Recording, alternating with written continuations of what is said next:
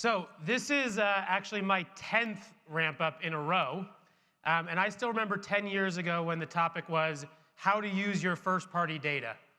And so we have truly come so far, as Scott talked about this morning. But you've spent the morning so far seeing what's possible. Now it's important to hear what's actually happening with our customers. And so it's my pleasure today to host a panel with Mike Petrella from United Mileage Plus, Noorin Virani from LVMH, and Matt Wolf from NBA. Please join me in welcoming them.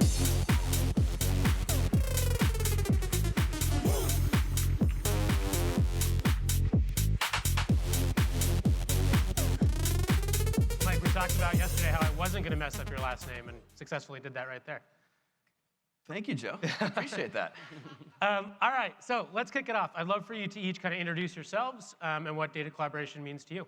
Sure. My name is Mike Petrella. Thank you. I lead the strategic partnerships for United Airlines and Mileage Plus. So my role is to oversee partnerships across our tech, data, media, and Mileage Plus partners. Awesome. Yes. Hi, I'm Noorin Virani. I'm the Group Director of Data and Insights at LVMH. We don't do data collaboration. We do intelligence collaboration. So I'll correct you straight off. I love that. From our perspective. And I look after everything from the capture of data, the compliance of it, is it fit for purpose, does it drive business, all the way through to the intelligence that comes when we work with others. Awesome. And we're going to come back to that intelligence piece because I do want to have a bit of a privacy and consumer discussion. But Matt. Great. Hi, everyone. My name is Matt Wolf. I'm the Chief Data and Analytics Officer at the NBA. Our job is to support our business units, our teams, and our regional offices with a variety of data and analytics capabilities.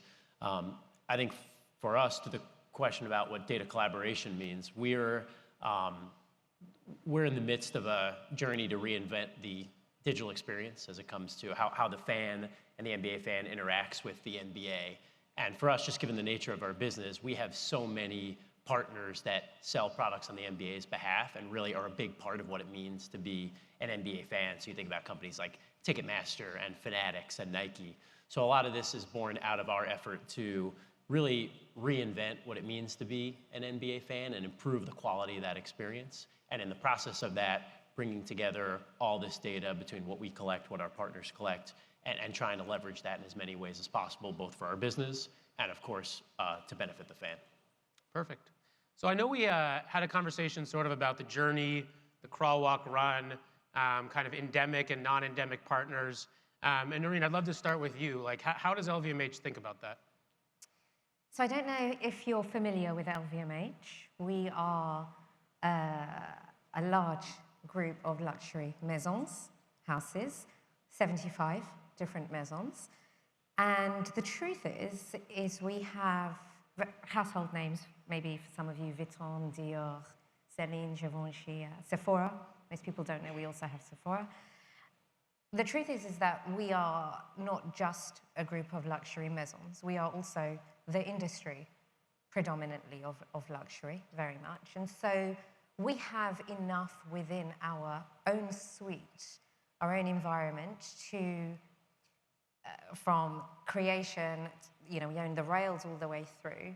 So firstly, for us, the best, I'll use your word, data collaboration is within our own business. Mm-hmm. We will never share data.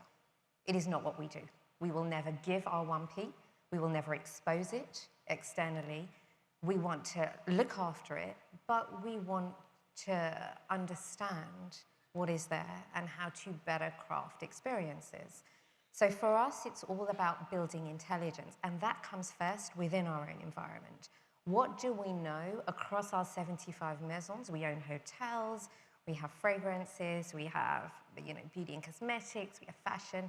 What do we know there first that can allow us to identify hidden potential, affinities, value opportunities, and how the maisons collaborate? Rimowa Tiffany is a very good example of this.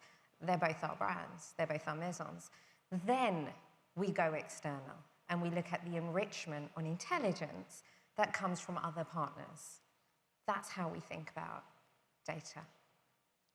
Perfect. And Mike, you also have a very rich data set. So how is United kind of approaching that? So taking a quick step back, to your point, data is simply letters, numbers, symbols, right? The intelligence around that data, the insights around that data, the story that it tells is the ability, that creates the ability for, organization internally, activation internally, and externally. Yeah. So when we think about, data collaboration seems to be the buzzword, right, of this title, but United's been doing this for years. Mileage Plus partnerships, we have partnerships with hotels, with rental cars, and we've been doing, you think about the account linking, redemption, accrual. These are all things that have been done. So now when we think about opportunities with what we have today, it is the insights and the actionability of that data in such a manner that we can think about the surprise and delight of our customers, right? Build partnerships, to your point, that enrichment that occurs to create the most personalized and immersive experience for that user or for that customer from the time they think about booking a flight till the next time they think about booking a flight. Yeah. Instead of this being Noorin's or Matt's journey, it should be your journey, not some random customer in 10A or 10B. And so the enhancement of that, bringing, whether you're a travel enthusiast, a food enthusiast, whatever the case may be, bring those experiences to life, be it as part of airport signage, as part of the seatback screens, as an experiential piece, right? Those are opportunities for us to leverage, to collaborate, and really create the best experience for our customers. I love that. I love you said that because we are not talking enough of the human. Yes. Like we're talking so much. I've listened to the whole morning. We're talking about collaborations and platforms and media and the data. What about the person at the end of that, the human experience that ultimately we are seeking to elevate? That's our word, elevate. In the end, you've got these amazing customers, these people, and they're going round and round this ecosystem of media, but this is a washing machine. At the end, we exist to deliver experiences that really matter. It's not about media, retargeting, everywhere it's not about this. This is not what we do. Yeah. Well, to your point, it's brand affinity, right? They are coming to LVMH for a specific experience. You're going to an NBA game for an experience. You're flying United for that experience, right? You're not flying for fares. You're coming because you are a 1K, global services. You're trying to get there. You're coming for the service that you receive on the plane. The fact that our app will tell you exactly where to go. Like, these are the things. And if we do that and create your journey, it's more so than just, well, thank you for purchasing a ticket. We'll get you to wherever you're going. Yeah. Right? Yeah. Matt, I know the NBA obviously cares about the human experience a ton. How do you think about what we've just been discussing? Yeah, I think a lot of similarities to both the points made. I think for us, we're trying to stitch together an experience that for many people, they associate with a live in-person experience. But increasingly, our commissioner always uses the stat that 99% of fans are never going to attend a live game, right? These are digital-first fans whose experiences are going to be dictated by their activities online, on mobile devices, et cetera. So in our world, because of the nature of our business and the way it's constructed, there are so many third parties involved in our ecosystem that are controlling parts of the NBA fan experience on our behalf. So to the point about experience and quality, we want to make sure that anything with the NBA's brand on it is top notch. But from the point of view of the fan, of the customer, they don't care or think about the fact that the actual experience is not through the NBA. They want something that speaks to them and their individual fandom, regardless of if they're actually interacting or transacting with a third party, right? They don't want to know that, and they shouldn't really know that. That's distracting to their fan journey. So for us, that is where this concept of data collaboration really started, right? It's how do we give any NBA fan a seamless journey, a seamless experience, no matter where they're entering the NBA ecosystem. And while obviously not as robust as something like United Mileage Plus, we've started an NBA membership program branded as NBA ID to really formalize and cement and reward fans for that journey and the experience across our partners.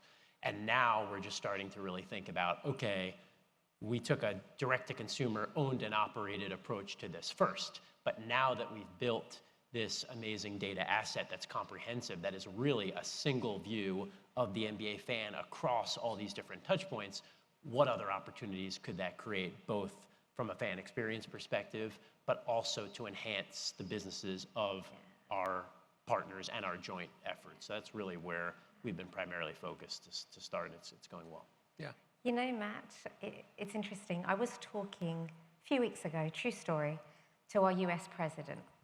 So his name is Anish Melwani. And I was showing him, this is what you make me think of, I was showing him everything we're doing around the data collaboration space, how we're sharing the intelligence across Maisons, what we've built internally, some of the insights. And he's very wise man. And he said, you know, Noorin, I love what I'm seeing.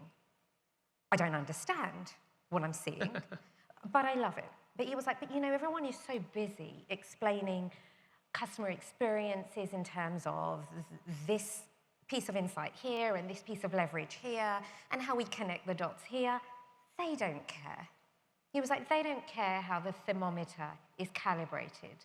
They just care whether it's hot or cold. And so his words really stayed with me because we're so busy under the hood doing all of this work and presenting it internally to try and get all these stakeholders on board with all this complicated, you know, it's not particularly simple. We have to put simple storytelling on it. But his words were, it's true. We sometimes forget, is it hot or is it cold? It's the only thing they really care about. And it makes me think of what you're saying, because there's a resonation between the two. And I think I'm sure there's parallels between, you know, our 30 NBA teams and your 75 brands as well. I mean, I think some of our fans very much want an identity that cuts across the entire NBA experience. They consider themselves NBA fans and they want to consume each of our products and services. And a lot of our fans are very different. They're very clearly telling us the only thing they care about is experiences tied to the Golden State Warriors or the New York Knicks or the Boston Celtics. And in the old world, our ability to really identify those fans and proactively offer them targeted experiences was just so limited. And now we can mix and match the right touch points, the right content. It really has enhanced our ability to you know, cater our message to our audience. And I think you see in the metrics that we track how the growth in our NBA ID signups, the growth in our engagement metrics are directly being driven by that, you know, that ability to cater the experience. So I agree with you. Well, this is the joy of it, right? And where we are today is, to your point, endemic, non-endemic. I don't believe it exists when it comes down to it, right? There's some of the obvious pieces. I'm going to travel, I may need a hotel, I may need a car rental, but when I travel, I also go shopping. I need to go to... You don't go shopping, you have an experience. I have luxurious experience. I go to a food store, I go to a restaurant, I go to an NBA game. And, you know, last year we flew 165 million people. Not every single one of those people did the same thing. We backed into an analysis of the Taylor Swift tour. We made tens of millions of dollars flying Taylor Swift fans around the US. We probably made tens of millions of dollars flying Beyonce fans around the US. Very diverse population, some affluent in such a manner that they purchase LVMH products. Yeah. Many are Golden State Warriors fans. As we think about the opportunities to collaborate, this is where the pure joy is simply, I fly, you fly, you fly. We each have different experiences. Yeah. When we get off the plane, what are the things we can do based on the signals we have, what we know, to enhance that? Yeah. The folks sitting in the front of the plane may be more apt to purchase a box at an NBA game, courtside seats, and maybe customers of Vuitton and others, right? Others may be doing different things. This is the sheer opportunity to kind of break down this endemic and non-endemic and think about the individual and their experiences and what they do is the basis of collaboration today. it's no longer the obvious. It has to be, quite frankly, spontaneous in some cases, or planned.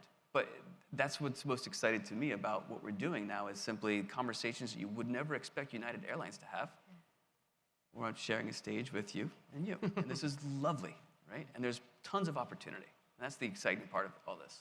There is a great intertwining here of logos and brands that you wouldn't necessarily think has this great collaboration opportunity, but we were just talking backstage about some of the the cool ideas that we could unlock.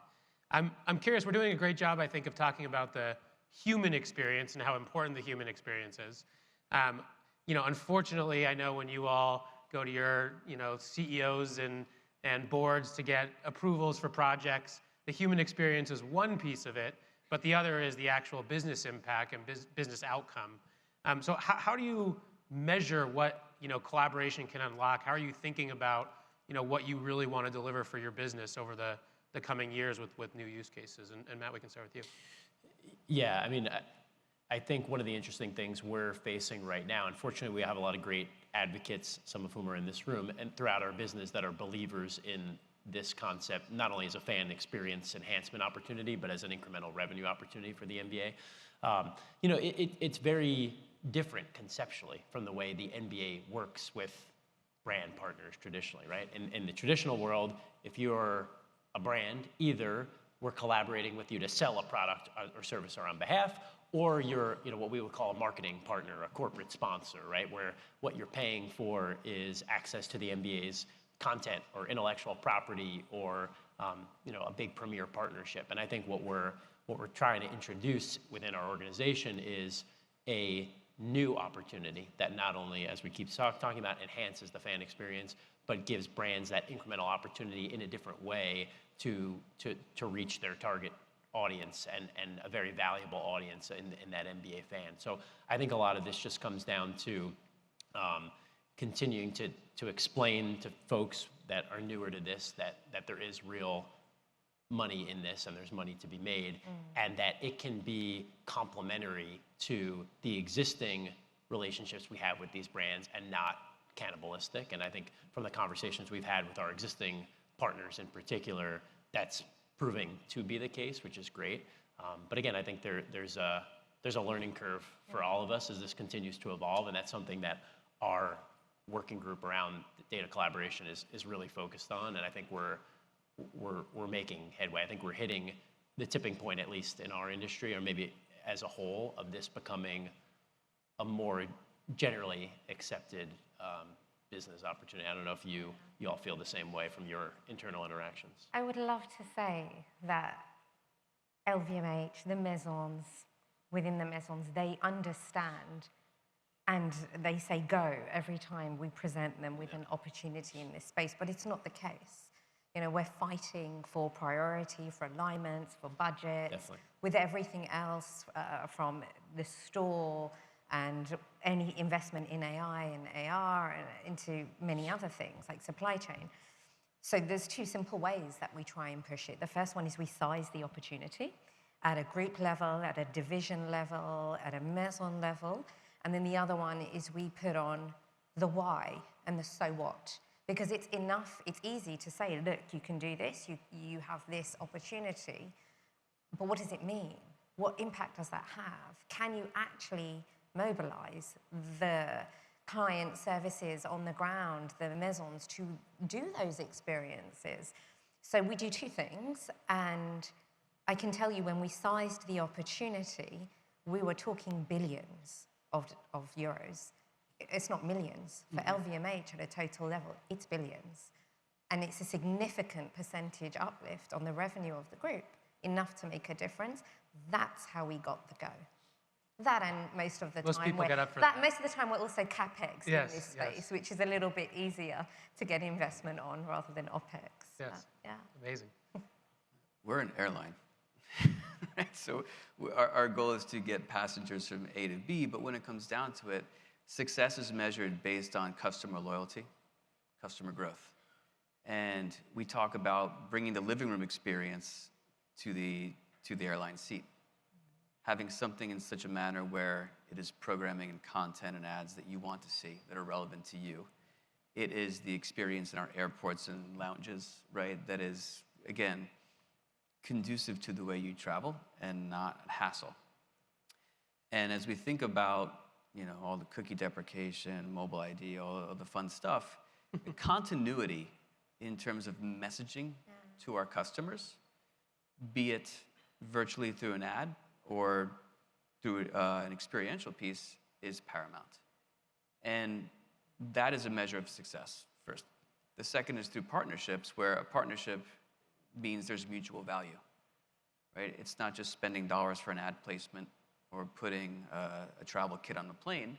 It's understanding what the return on value is and making sure that when that experience occurs, that customer then may be interested in that, new customer, retention, whatever the case may be. The third is revenue. I mean, I'm not gonna lie, right? This is relative to how airlines make EBITDA. This is a significantly higher opportunity. But revenue is different to ROI, right? Sometimes Exactly. we spend so much that we might drive the revenue, but we spent so much on a per person basis that we might as well buy them all a bottle of champagne and be done with it. So the ROI piece, if you can get there, because it's so hard to get there. I use the term value a lot. Yeah. Because value, while it is Or generic, efficiency, it is a positive that is a return. Yeah. Right? And value for the NBA is different for value for LVMH, is different for United. Yeah. But through a partnership, we each have objectives that we're going to try and reach, and we generate that value through, be it customer retention, new customer sales, ticket sales, airline sales, whatever the case may be. I think that point about partnership is really important, and I think we focus on this a lot too, because I think often we talk about any sort of branded experience or advertising or whatever you want to call it as like disruptive to the overall customer or fan experience, and we're sort of trying to minimize that disruption while still running a business. I think this has the potential to be one of those rare instances where there are true win-wins, to you said, right? This could be not only lucrative from all of our company standpoints, but truly positive for that customer experience, because you're cutting down on the perceived waste in terms of messaging and more directly getting the message and a relevant message to the audience. So I think if we all collectively do this right, we'll be able to, with a straight face, tell our leadership, yes, this is a business opportunity, potentially a very significant one for all of our companies and brands, but also something that is really going to be ideally appreciated by the customer, or at worst, not a distraction, or maybe they won't even know, which I think that would be a perfectly fine outcome as well. I think that's a great segue, right? Because there's the business impact you can make. Then on the other side of this, and you three have unique perspectives, all being global brands, right? Is the privacy dynamic, whether it's data collaboration or intelligence collaboration. And Noorin, I'd love to start with you. How does your organization balance that to ensure that consumer privacy, especially in the global ecosystem that you're functioning within? So most of our maisons are HQ'd in France. So we come under GDPR anyway, which makes it a little bit more of a challenge because we're thinking under with a European compliance mindset. We're getting more and more into the place where our 1P will never get exposed. And whatever we've built internally, I mentioned we have a group data platform where we already look at intelligence across Maison data sets. So we are wrapping that into LiveRamp. Essentially, we are taking that build and wrapping LiveRamp around it. That's the intention. And we will ask any partners to work with us in a clean room enhancement way. You've got Hubu now, so we get better insights, we get better measurement, but we're going to ask them to come there, and that's where we want to exchange. And China is not excluded from this. I had an exchange with my CDO this morning about JD and JD's cloud, and could we get them to work with LiveRamp, and we had a whole exchange about this. But I think more and more we're getting into that space where our maisons sending data to their agencies in some encrypted way, and then putting those spreadsheets into media is no longer going to be allowed from a group perspective. And I take the privilege of sending that message when the time is ready to our maisons. But more and more we have to protect. And our clients, they are ultra high net worth individuals. So they are already, by the way, super aware of their data and their privacy and what's happening and who owns their data. And any mistake in this space would be a disproportionate loss of value, because we are not in the business of ultra scale. We have very small volumes of clients delivering a very high amount of value for these maisons. So we have to take care of them.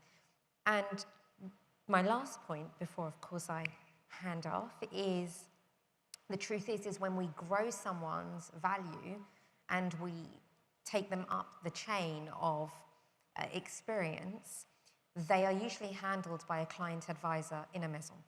We actually take them out of media and automated communications, and they have a very personal touch. So the truth is at some point they get very looked after. They're removed from everything that is not human measured or managed, and they are very carefully, from a privacy perspective, looked after. We take it very, very, very seriously. That's impressive. Yeah. Mike? There is no margin of error for what we do. Yeah.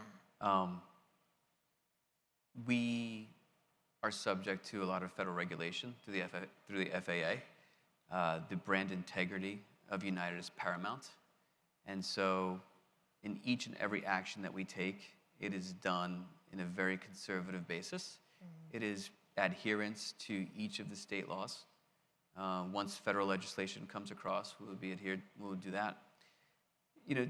Primarily from a domestic standpoint, we ensure that we do that against compliance with GDPR as well, in the situations that necessitate that. But like you, in the event that we collaborate, it will be done through a clean room, through secure environments. I guess when it comes down to it, there is no margin of error, because you are dealing with an incredibly valuable asset. It is your customer. And your customer and their data, and without that, it's very difficult to run our business. Yeah. Right? And the minute that we create any type of skepticism or any bad press, there are other airlines that people will fly. Yeah. Right? The experience is not just once you get on the plane, get off the plane. It is your loyalty. It is what the company is doing. And it's important that we maintain that highest level of integrity, knowing how valuable our customers are and their respective data. I mean, we see it very much the same way, not surprisingly, with privacy and security being paramount. And at the same time, we see it as our jobs within those reasonable guardrails to try to push the envelope and create opportunities. And I think for us, three things over time are going to help us here. One is identification of best-in-class technology with all the appropriate privacy guardrails in place. That's why many of us are here today. Two is proving out the opportunity, right? Not that you're going to incrementally expose yourself to risk because there's an opportunity, but that has to be taken into account. And I think the third is just, time. Like, we don't want to miss the boat here, but new things are scary. And I do think as this becomes more commonplace in a wider variety of industries, there will be more acceptance and more comfort with the way these things are being done, and the fact that they're being done responsibly and securely. And I think our organization will continue to allow us to push forward. But we're very much taking a test and learn approach, baby steps, and we're building from there. Yeah, great. I think we have time for one more question. And so, Mike, we'll start with you, which is, you have the industry here, you have advertisers, technology providers. What's your ask? What would make your professional life easier? What do you want to see from the industry? You should all be flying United. Collaboration is scary. The collaboration requires two parties to agree on a single platform to execute. Technology is still emerging, and I think to Matt's point, it is a test and learn. Everyone has expectations of perfection, or close to, when in fact we are at the initial stages of what can be done. And by no means do I think things should be loose and not coordinated, but test and learn, test and fail gets to test and succeed. And that's the most important piece. So there has to be tolerance from a learning curve standpoint, But the other piece is curiosity. Think well beyond what we've done historically as an industry. I've done this more than half my life, and it's constantly changing. This opportunity within United to blur the lines of endemic and non-endemic and deliver for our customers is by far the most exciting thing I've ever done. And for me, it is that curiosity to test and fail and test and succeed, and to have that support. I love that. That's a hard one. So if I frame it into our challenge, we don't see this environment, the space we're in data collaboration, as everything everywhere all at once. That's not where we're going. It really is very targeted partnerships and a very focused way of working with key friends who really want to work with LVMH and our suite of maisons to build something very special. And so I think our challenge really is on that unique incremental experience uplift we can provide. It's not a game of sales and revenue for us. Of course, everyone needs to make money. We are in the business of, I still have to post a 10% year-on-year uplift. So, but to some respect, you know, we have some flex in when we deliver results and how to get there and test and learn along the way. But really, I would ask that anyone we're speaking to really bring an idea of how we do things. That luxury as an industry is quite different to CPG, for example. I'm ex-L'Oreal, so I understand the CPG world fairly well. But we're quite different. It's not about churn. It's not about short-term revenue. It's long-term building. So really, it's a mindset change I would ask our partners and friends to bring when they have conversations with us, to fully understand that we're playing for something a bit beyond the next 3 months. I like that. Yeah, I like that a lot. I think from the MBA perspective, while of course we're very much focused on like building the size of our data asset, I think where we're going to win and the competitive advantage we're always going to have is attracting partners to passion for the MBA, right? This is a product that people feel, let's be honest, irrationally passionate about. And I think for brands, for partners that want to be part of that journey and really access a very unique, growing, attractive demographic at the point where they are, you know, at their most emotional in a positive way is really exciting for us. I think that's what's going to be really attractive to a lot of folks in this space. And obviously there are very many people who have similar levels of passion for brands within the LVMH portfolio. And frankly, and I know many of them, for, you know, travel and the other experiences associated with that, United specifically. So I think all of us have an opportunity and that responsibility to our fans to, again, make this very additive to their experience. And we'd love to talk to anyone who wants to be a part of that. Awesome. Well, I think, Mike, you said earlier that there's no margin of error and your customers are the most important. And our customers are the most important. So thank you all for being here so much. We really, really do appreciate it and appreciate the partnership. So thank you. Thanks for having us.